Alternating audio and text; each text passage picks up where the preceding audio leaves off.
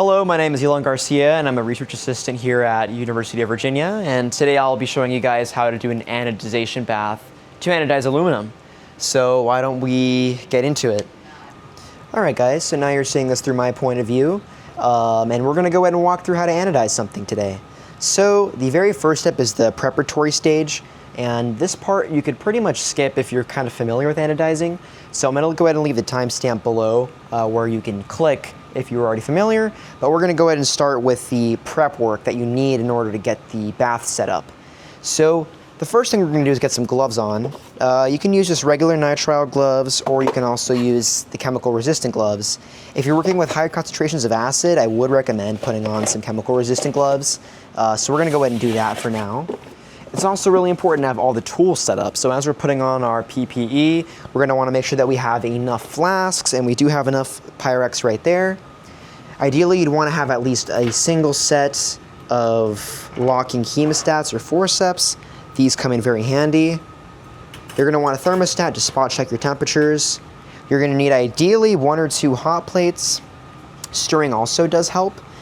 Stir retriever if you are using one. We're also going to be using a little aluminum plate for our anodizing to act as our cathode.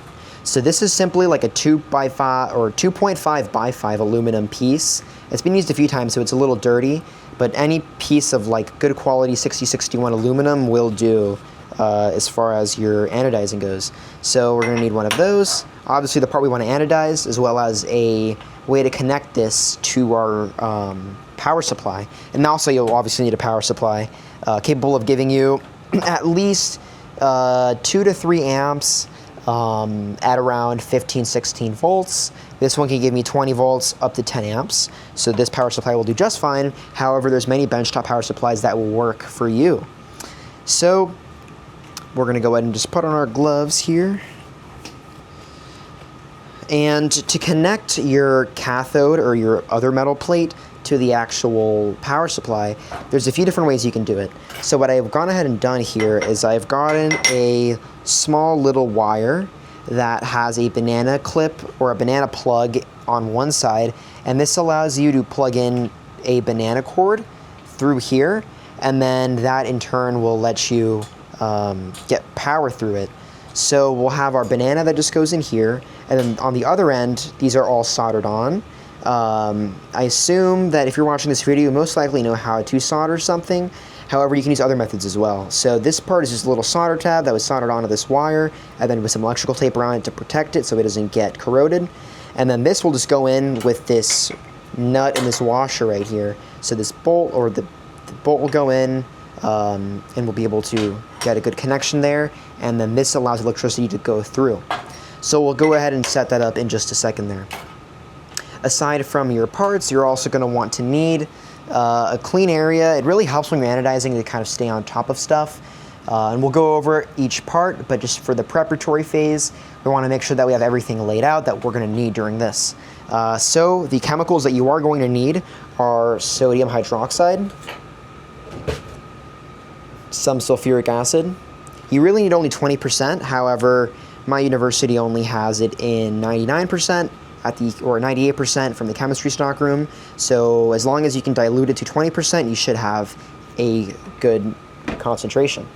You're also going to need some distilled water in a spray bottle or in a little squirt can. This is going to allow you to rinse off your parts between baths. You're going to also want either some actual anodizing dye, or I found that RIT black dye works well. I haven't tried other colors, however the black dye gives you pretty good results. And also to clean the parts after they're done, some isopropyl alcohol or some IPA. And that's about it for all the parts and things you're going to need to anodize. So let's go over setting up all of our baths.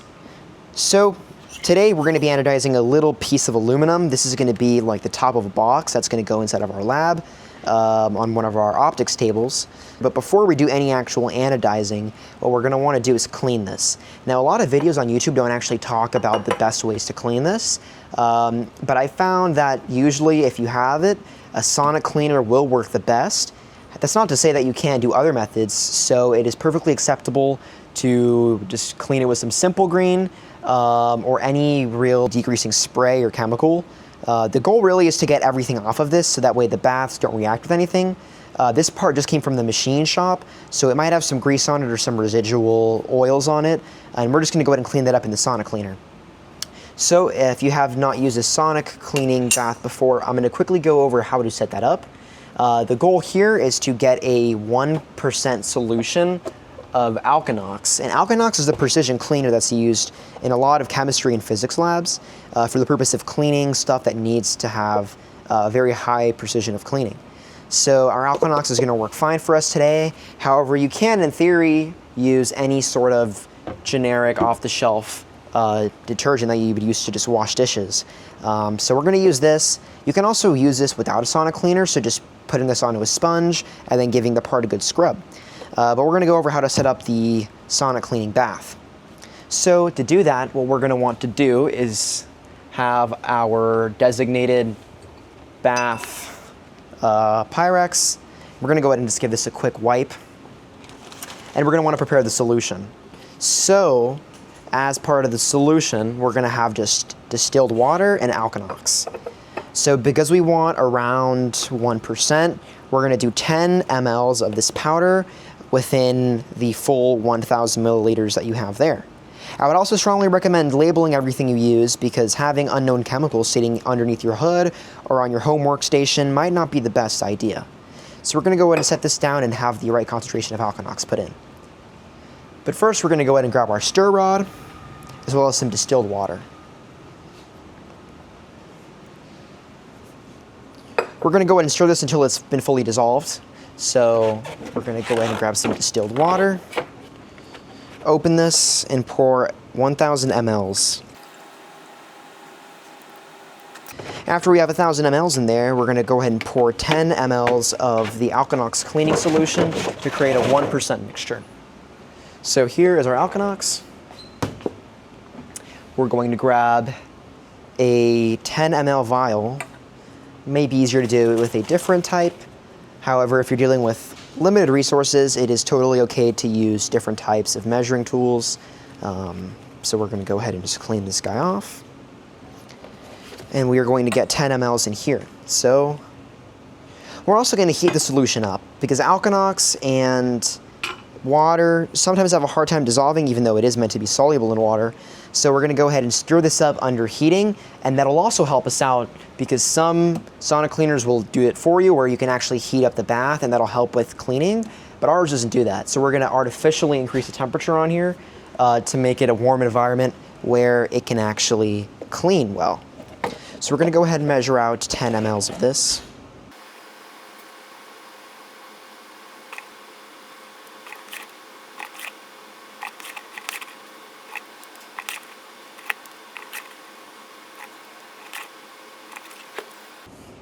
So now we have roughly 10 mLs of Alconox, and we're just going to go ahead and pour this into here. But first, we're going to turn on our stir plate, and we're going to go ahead and heat this up. We're going to crank the heat up all the way, because this hot plate does take quite a while to get warm, and we are going to start the stir.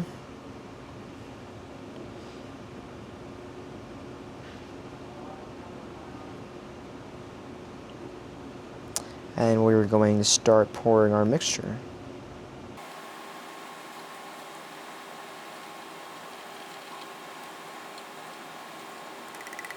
So once we have our Alconox poured in, we're going to wait for this to dissolve and heat up. And our Alconox appears to be pretty much done. So what we're going to do now is we're going to remove the Alconox from the hot plate. We're going to use a stir rod retriever to retrieve our stir. And then as soon as we have that, we're going to very carefully place this inside of the sonic bath. So the sonic bath will run for around 2 minutes before we put anything in. That's just to get all the air bubbles out. It's called degassing the Alconox bath. So we're going to put this on, and we will run this for 2 minutes. Okay, so after 2 minutes is over, our Alconox bath has been fully removed of bubbles, and we're going to get ready to clean this part. So what we'll do next is we will get some wire.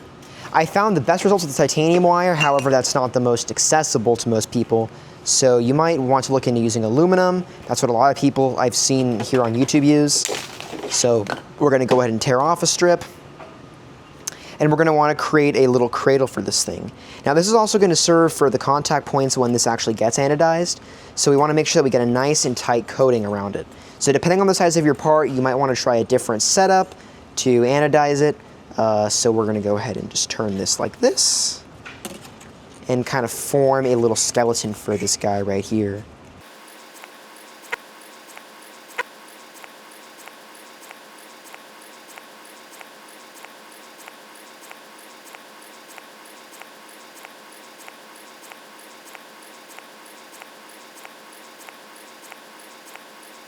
Okay, perfect. So as you see here, we have our part fully enclosed by this, and we're gonna go ahead and trim off the excess wire on this one side right here. Be careful you don't get that aluminum part or that titanium part flying anywhere. So as we have our wire right here, we're gonna go ahead and straighten this out, and this is where the locking hemostats come in. So the locking hemostats now are being used. We will go ahead and place this in our bath. And we want to have it so it's not touching the bottom and so it's not coming out of the water. So we'll kind of suspend that halfway, and we're going to want to lock and clamp this when it's just right. And now we will go ahead and run this for around 10 to 15 minutes. What we're going to do next is prepare all of our chemicals that we need to do this. So we're going to need some sodium hydroxide as well as some sulfuric acid. We're first going to mix the sodium hydroxide. So we'll need a container capable of measuring out 10 mLs of sodium hydroxide.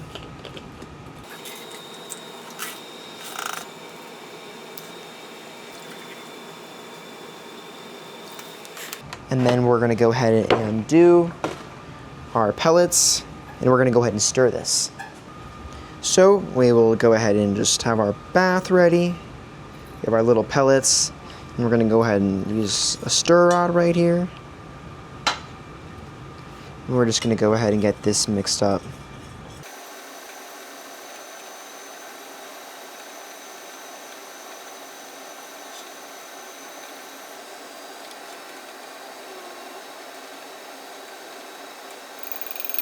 So once our sodium hydroxide bath is done, we are going to go ahead and very carefully move this to the side to separate it from the acids we're about to mix.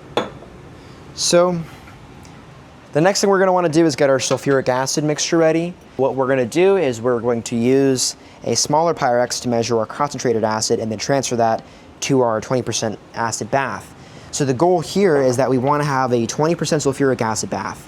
And the math is a little bit more complicated just because water and sulfuric acid don't have the same density.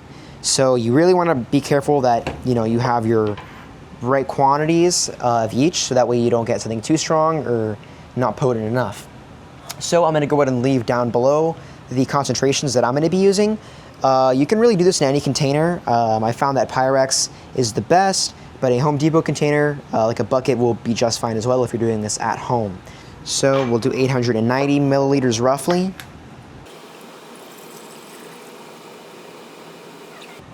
That's just below 900. And then we're going to want to pour 110 mLs. And as a general rule of thumb, always pour acid into water, not the other way around, because it is an exothermic reaction. So now we're going to measure out 110, and with this 1000 ml pyrex, we're going to do 80 and then 30.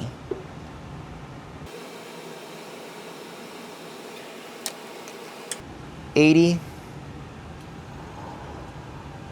and you'll see, and maybe even hear, it'll get warm because it is an exothermic reaction. We're going to pour in another 30. Be very careful there and don't spill like a tiny little drop like I just did, but that's why we're being safe and wearing gloves. So we're going to pour in another 30.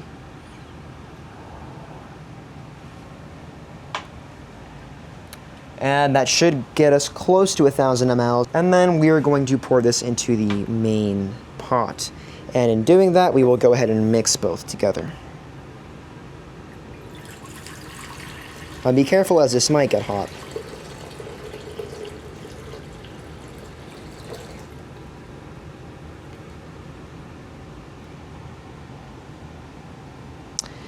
And then we're gonna do another little amount. We're gonna do 28 mLs of sulfuric acid in 222 mLs of water.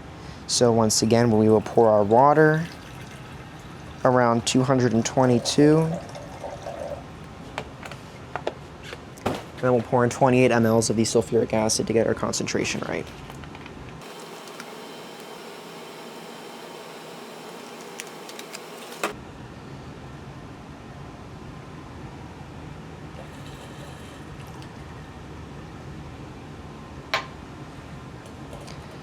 So then we should get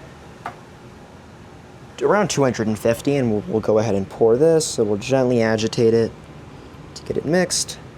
And this will be poured into the main pile right there. The next thing we're going to want to do is to prepare our water bath and our dye bath. And those are a little easier. We're going to go ahead and add some dye. So this one is going to be temperature controlled because we want to make sure that we can consistently monitor the temperature of our dye. In order to set up our dye bath, we're going to want to measure out around 30 mLs of RIT black dye. The concentration might be a little different depending on the dye you're using, but for darker color generic dyes, we're going to do 30 mLs within around 500-ish mLs of water.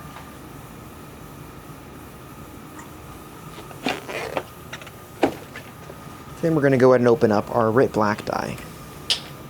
And be careful, this stuff will stain lab coats, clothes, or anything you're working with. So now we're a little over 30, but that'll give us a darker color. And we will place that inside. So we'll very carefully drop in the stir rod, turn on the hot plate, and we want the dye temperature to be controlled at 75 degrees. So we'll have that set to 75. The speed set to around 200 is cool. Then we will turn on the stir feature. Heat will go on as well now. So that'll begin to mix. And then we can also place a small cover over it. I made a little cover out of aluminum foil just to preserve the heat and so we don't evaporate too much off. So we're going to go ahead and place that cover on top just as the solution heats up. We're also going to need a hot bath of boiling water. And this is our very last step before we go ahead and start anodizing. So we're going to go ahead and place our hot water. We're going to do around 1,000 mLs. This is just going to be a pure water bath. And this will get a cover fully placed on it, so that way we can conserve heat, and so that way we don't get too much that boils off. And we're not going to set this to boil until we're around halfway done with our anodizing. So just keep that in mind.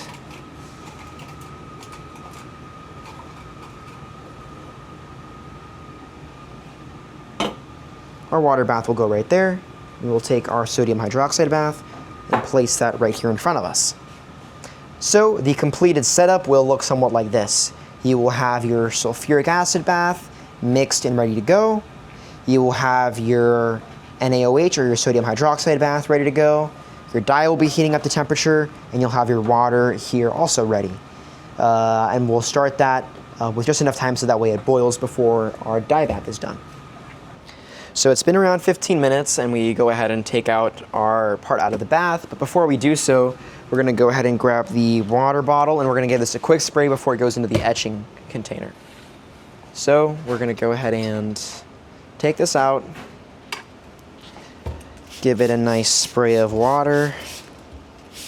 Mostly everything off. We're going to go ahead and place this inside of our sodium hydroxide bath.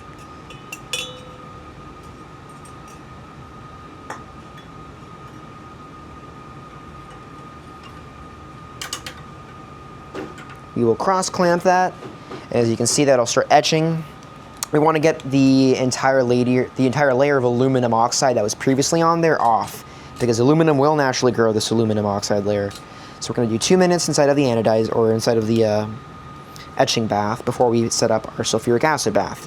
And while that's going, we can actually set that up. We will go ahead and place down our solder tab. this should suffice for now. And we're gonna go ahead and take this out and prepare to just give it a quick rinse before it goes inside of the sulfuric acid bath. Be very careful not to spill any of that sodium hydroxide residue on us. And that is ready to go inside of the acid. So we'll go ahead and prepare this to be dropped in here by first applying on our cathode, and that will go on via a banana connector to our power supply. And then we're also going to place our part inside of there now.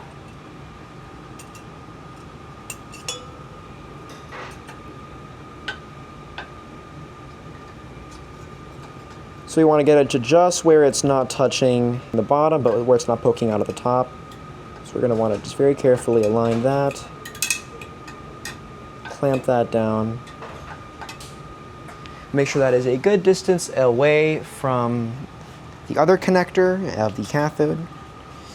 And then we're going to want to connect that to our clamp. So I'm going to use an alligator cable right here, hooked up to a banana cable. It's a little bit janky, but it does the job just well. We're going to go ahead and place that on there. Make sure that it is just fine and stable. And we will go ahead and turn on our power supply. Set it to the 20 volts 10 amp setting. Set our display limit, and we're going to let this go all the way up to 20 volts if it needs, but it shouldn't need to. Then we're going to go 2 volts. I'm going to go ahead and leave a formula above here where I'm going to describe the amount of amps that you need, because the current is the most important part when you're anodizing, and the current is relative to the size of your part that you want to have anodized. So 2.1 is good for us, but I will leave the conversion chart. It's a relation between the surface area that you want and the current you use. So we'll go ahead and turn that on, and that should keep our current constant at around 2.1 amps, and it'll increase the voltage to get that desired amount. And also when you look at the actual anodizing bath right there, you're going to see little hydrogen bubbles coming off of the cathode, and that is a normal and expected process. So we're going to go ahead and have that ready, and this is going to run for around an hour, but you can get away with something lower like 45 minutes or 30 minutes. So an hour is set, and we will return back when that is ready.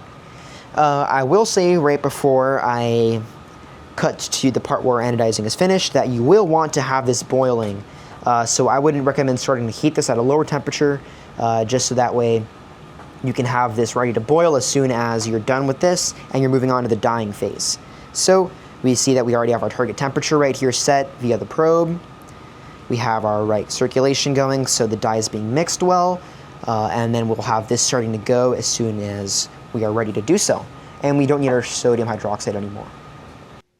Hey guys, so I thought I'd mention that I forgot to actually include the clip where I moved the part from the anodized bath into the dye, so please don't mind that. Just pretend that I placed it inside there, and the video will resume as if that was moved on its own. Thank you. Alright, so our part has finished dyeing, as you can see here. It has spent quite a bit of time in the dye bath, and it is ready to go in the water. So what we're going to do now is just remove it from here, give it a nice little spin, and this will go now inside of our water bath. And this will remain here for the next 15 minutes until the dye has been fully sealed, and we will take it out once it has done so. Alright, and after another 15 minutes, our part has finished inside of the hot water bath, so we're going to go ahead and take this out. And as you can see, our part has gained a wonderful black color to it. And then we're going to go ahead and get the excess dye off that didn't get taken off in the bath. So we're going to give this a quick few sprays. And we'll take a look at our finished part right here. So we will grab some wire cutters and release our part from its trap here. And as you can see, the little wipe here, our part is finished, and we have a wonderfully anodized black shutter box right here. It still has some residual dye on it, but that is normal. But that is it. So here's our finished product. After various different phases and steps, you should end up with a part like this. It might be worth giving this a little wash with some isopropyl to get the remaining dye off. But that is it. And thank you guys for watching. Once again, this has been a video made in collaboration with the CAS lab here at the University of Virginia. And I hope that you were able to gain something from this. If you have any questions, feel free to leave a comment down below, and I will try to answer the best I can with any troubleshooting steps, any further questions or comments or concerns. But thanks for watching.